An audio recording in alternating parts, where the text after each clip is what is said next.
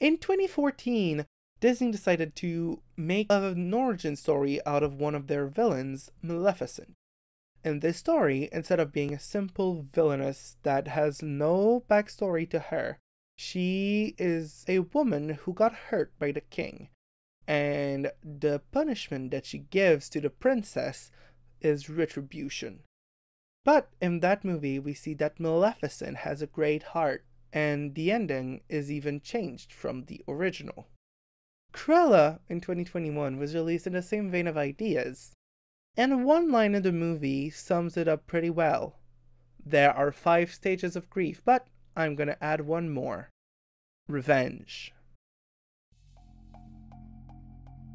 Hi, hello, my name is Gabio, whatever you prefer, and today we're going to talk about Cruella. So, my friends and I wanted to watch Cruella when it came out. At first, when we heard about the Cruella movie, we were all very skeptical. None of us were really into it. We thought it would probably be not that good. But the more we receive informations about the movie, the more hyped we got, specifically because of the fashion. So the day it came out, my friends and I made a costume party and we watched it. And we had a ton of fun. It was super good, and I'm gonna explain what I like a little bit later. So this is, again, a review over drawings. We're gonna do this in 3 steps. So the first one is the plot that I'm gonna describe as I do. The second one is gonna be what I disliked from the movie. Spoiler alert, not that much. And then the third part is gonna be what I really, really liked. So let's go! The plot. So Estella is a young girl that is different. She doesn't get well with authorities, both her mother and principal and teachers. She has difficulty following the rules, and she gets in trouble a bunch for it. Her mom called her evil side, if you could say, Cruella, in the sentence. Your name is Estella, not Cruella. Keep her hidden. Luckily, she is still able to make a friend, Anita Darling. After one too many self-defense instances, Estella gets kicked out of school because she is a girl who was kicked out for defending herself. She takes it a lot personal that it is her fault, but most of the time she was getting bullied and she just didn't let them hurt her. Estella's mom doesn't get kicked down for that. She decides that they are going to go together to London to start a new life. On the way there, Estella's mom stopped at a old friend's house to get some help. But before, she gives a necklace to Estella saying this is a family heirloom, don't lose it. While Estella's mom talked to her friend, Estella go visit the great ball that is going on at the mansion that they are in. She gets herself in trouble because she's not supposed to be there and is chased down by 3 big Dalmatians. As she runs outside, she loses the necklace and the dogs jump on her mother, which falls down a cliff. Estella runs away, sure that she caused her mom's death. It's all on her. She feels bad about it. She finally gets to London because she infiltrates a truck, and over there she meets 2 pickpocketers. They get followed by the police and she runs away with them. They become a family, a found family kind of trope. Estella decides to dye her hair to look normal in a reddish color, and we had a very cool change shot that she puts the dye, she goes back down, and when she comes up, she is an adult. Jasper and Horace, the 2 pickpocketers, become her friend, and they became professional thieves, using Estella's talent in fashion to create great disguises. For her birthday, Jasper makes Estella get a job as the most popular fashion store in London. He does that illegally, but he's able to do it, and she starts there as a cleaner. The boss is really mean and takes her as a subordinate. And one night, after getting blackout drunk while cleaning the store, she accidentally redecorates the entire outside front and with trash bags and make the dress look really avant-garde. In the morning, as the boss enters, he fires her. But the other person that was there that morning was the Baroness, the most influential fashion designer in London. And she decides that Estella deserves to work for her. After a while of good work and a certain bond has formed between the Baroness and Estella, she discovers that her mother was actually murdered by the Baroness through Estella's family heirloom, of which the Baroness is in possession of. She reveals, casually, that she was the one who sent the dogs on the person who didn't belong at the ball. Estella decides on a new step of grief: revenge. She decides that Cruella deserves to be back on track, and she enlists the help of a thrift shop owner, Artie, Art, as in a work of, which specializes in expensive fashion to create great outfits. You see, the Baroness cannot stand the idea of someone upstaging her. Estella shows up at the black and white ball without being invited in a fully red gown that she pulls the attention on her by doing the flame bit. Yeah, that part. Really cool. She then kicks the ass of many security guards and has a chat with the Baroness. While she's talking with the Baroness, Jasper and Horace had the job of stealing the family heirloom back, but unfortunately, the Baroness had it on her at that moment.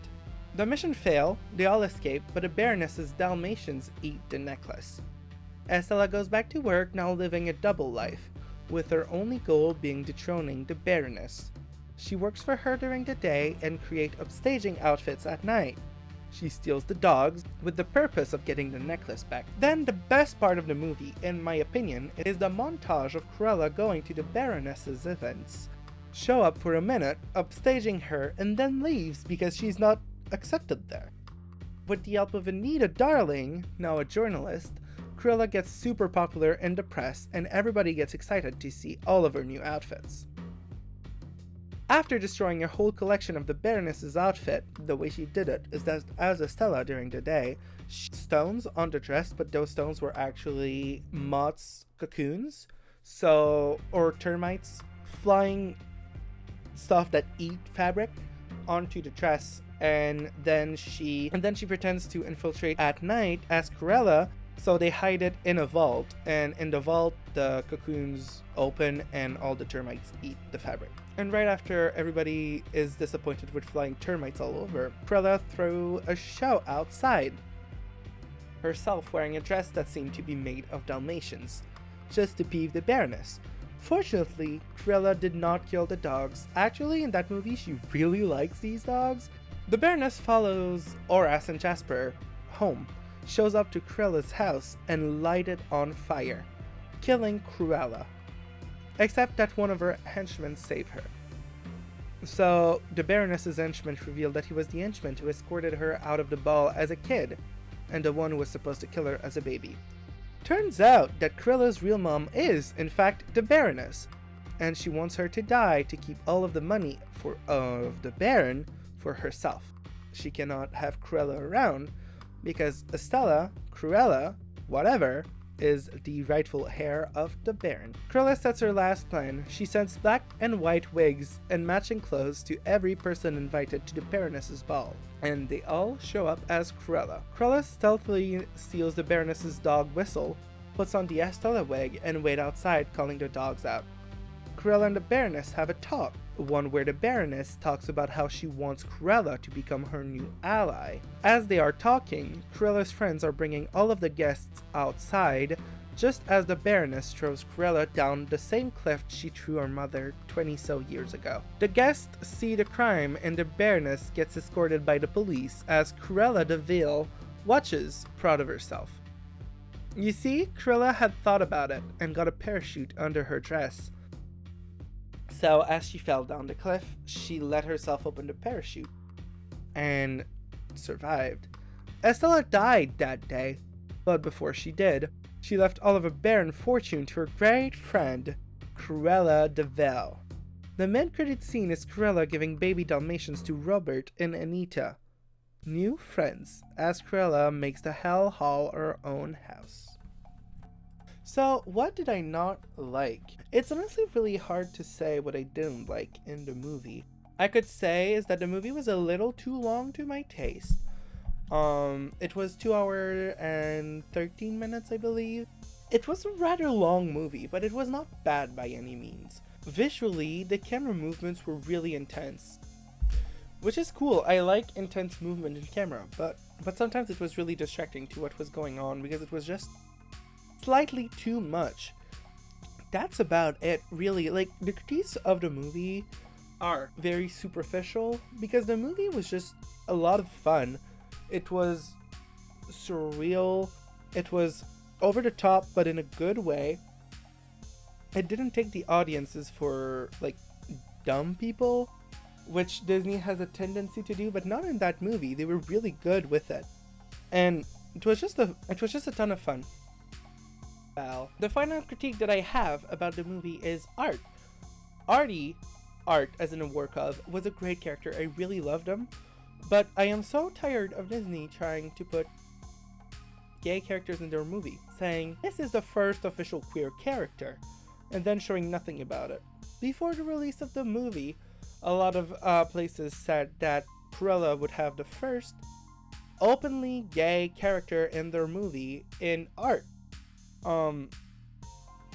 Turns out that there is nothing gay about art in the movie. He just looks like a David Bowie of the time, like, wears expensive fashionable clothes. But he's not, like, Disney, clothes don't make you gay, you know what I mean? So that was icky, but that's about the critiques that I have. What did I like, though? So before I go into what I like, I want to add a critique that I saw that I just want to refute. I see a lot of people who really wanted to hate on that movie, and I understand why, and don't worry, I am with you. Disney is a pretty shitty company, and I don't want to praise Disney for anything. They're pretty bad. But I saw a lot of people critiquing the fact that, oh my god, her evil origin story is that her mom was killed by dogs, and I think that was the point. The point is that she never gets mad that the dogs kill her mom. Like, at first she thinks it's herself, that she caused the death of her mom, and later on she thinks that it is the Baroness.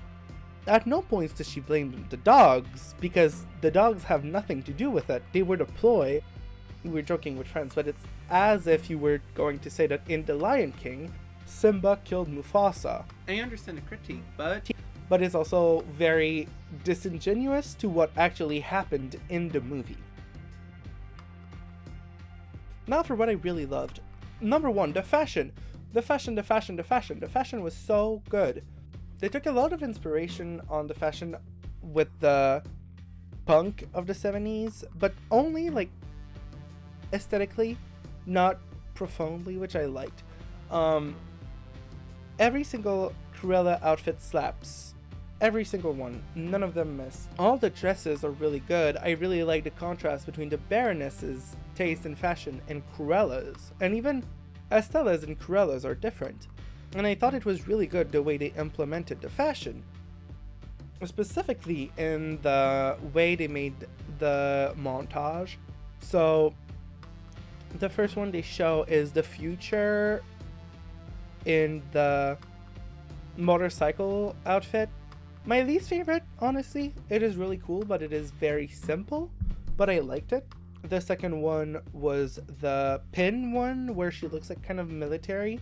Really cool fashion. I love that she puts herself over the car to literally overshadow the Baroness, because she's literally hiding it with her dress. Then she has the third one, which is the trash car one, which was so cool. So the way they show that is that there's a car that pulls up, like a trash truck, pulls up, throw the trash, which we're supposed to assume are all the Baroness's dispatched clothes that she doesn't want anymore.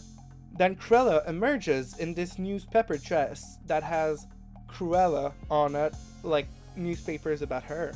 Then she grabs back the car, and they drove off as a long train of dresses sewn back together flow behind them. This, to me, was my favorite outfit of the entire movie. It was so good, so interesting. And then the final one was the puppy dress that was only made to spite the Baroness. It was so good. I really, really liked the fashion. The silhouettes were really, really interesting and kind of different, but not that different, just enough. And finally, let's have a little chat about the characters. So Cruella was incredible. Emma Stone had such a good job over Cruella. So Emma Stone had such a good role in this. She was really good. I loved the accent. She didn't have quite the original Cruella voice, but it was really good. She and the mannerism, and you could see that she had so much fun doing Cruella. And there was a very big distinction between Cruella and Estella, and it was really good. And the writing of Cruella was really, really interesting because we saw that there is a villain potential in her, but not yet. You know, it was really, really well done. The Baroness, Emma Thompson, was so good. Baroness feels a lot like the villain in Devil Wears Prada. Not the guy, I'm talking about like what they want us to think is the villain. She's just like over the top fashion, cuts people's outfits, steals outfits from other people because it is hers. Just really interesting character. Emma Thompson had such a blast. She's so evil. My favorite scene to talk about that character is when she throws a chair at the end of the movie because she's mad. She throws a chair, right? And there's someone that received a chair on their foot, and they're like, oh. And the Baroness turns to them and really deeply says, "You were in the way." It just describes what this character is, and it was so interesting to see. The ending of the movie was also really great when she's like, she talks to Cruella and she's like, "Can I just hug you?" Then Cruella says, "You won't push me off the cliff, right?" And then the Baroness is like, "Oh my god, you are so funny." Hugs her and is like, "Funny to trust me," and then pushes it off.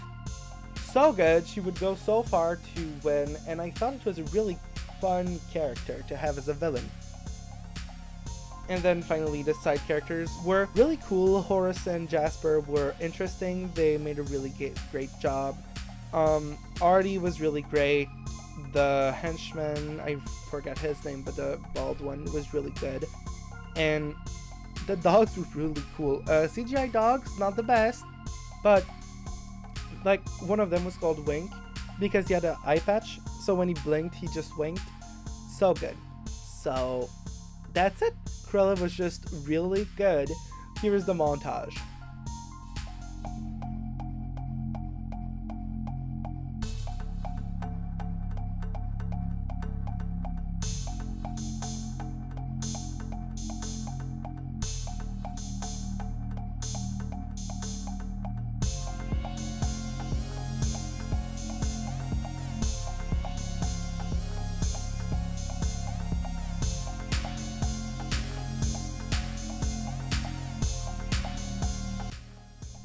So, final verdict. Cruella was so good.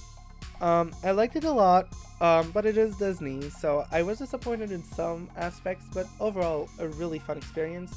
Like, it was a fun movie. Honestly, it is probably somewhere in my top 10 movies. I would give it a solid 9 out of 10. I would say that if you liked the Joker movie, but you found it a little too dark, you would probably love Cruella, because it has the same type of character building exercises, but it is more lighthearted. So yeah, 9 out of 10. Thank you so much for watching. All my social medias are going to be around the screen here in my link tree in the bio. And thank you so much for watching, and see you next time.